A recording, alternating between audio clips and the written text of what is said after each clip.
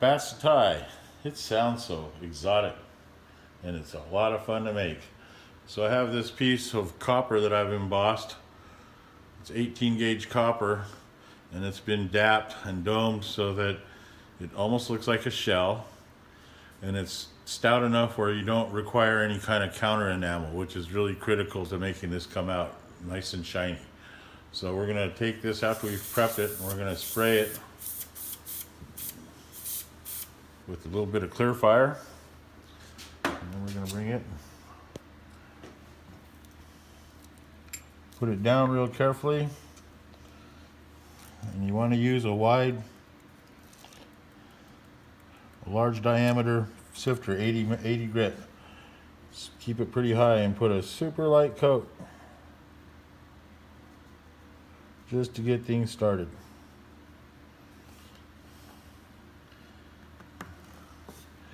And then carefully pick it up, grab it with your tweezers.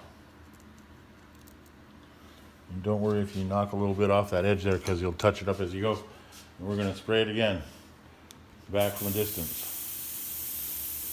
If you hit it too hard, you'll blow the powder right off. You can see it's kind of shiny and wet, which is kind of a good thing, because it's going to help all this stuff really cling on where we want it.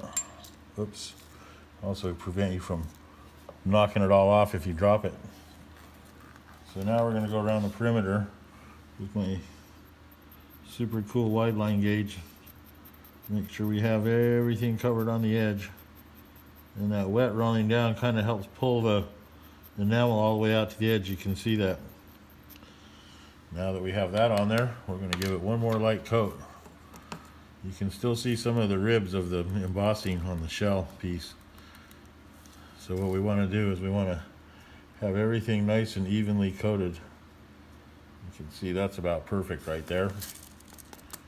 And then we're going to take it over very carefully. Try to pick it up from underneath as much as possible with your big fat fingers. And before I can do anything else on this one, I need to find my little poker tool and knock the excess out of the ear wire hole. Otherwise, it's no fun later. So we have that nice and open.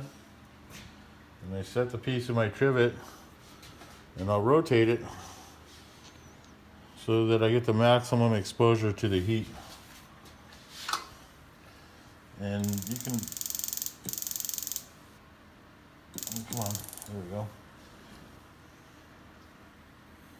You can dry these naturally over an hour or two, just let them sit and let them dry. Or if you're using a torch, you can bring it down real small.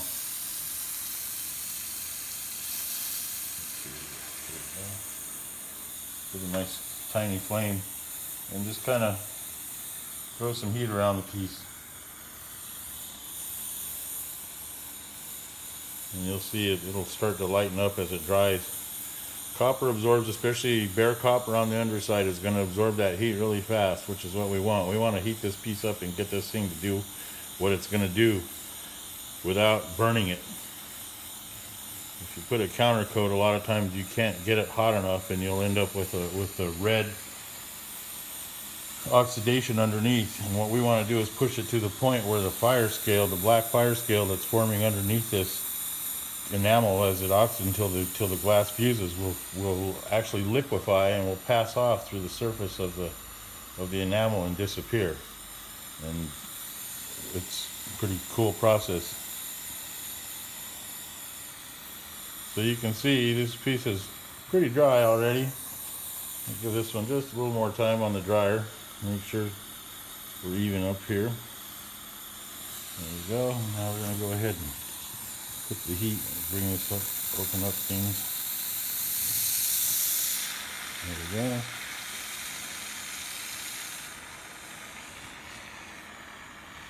Get some nice. And you want a nice brushy flame. Try and keep the oxygen as low as possible, just like you would for casting. And you want to try and keep it centered underneath the piece as much as you can so you don't burn the edge.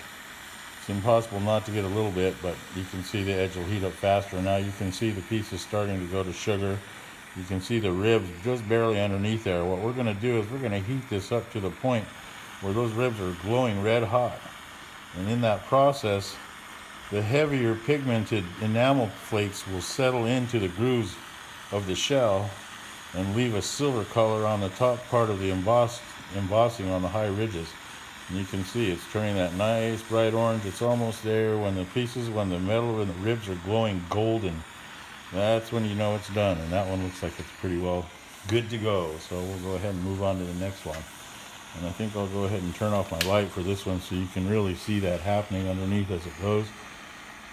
And if the camera person would keep the camera not directly over the piece so I don't melt it down when I start putting the heat to this, that would be really great. Anyway, we're going to keep on going. It's starting to look good. You can see it's starting to look kind of sugary on the top. Gets all crystalline looking. It's real pretty.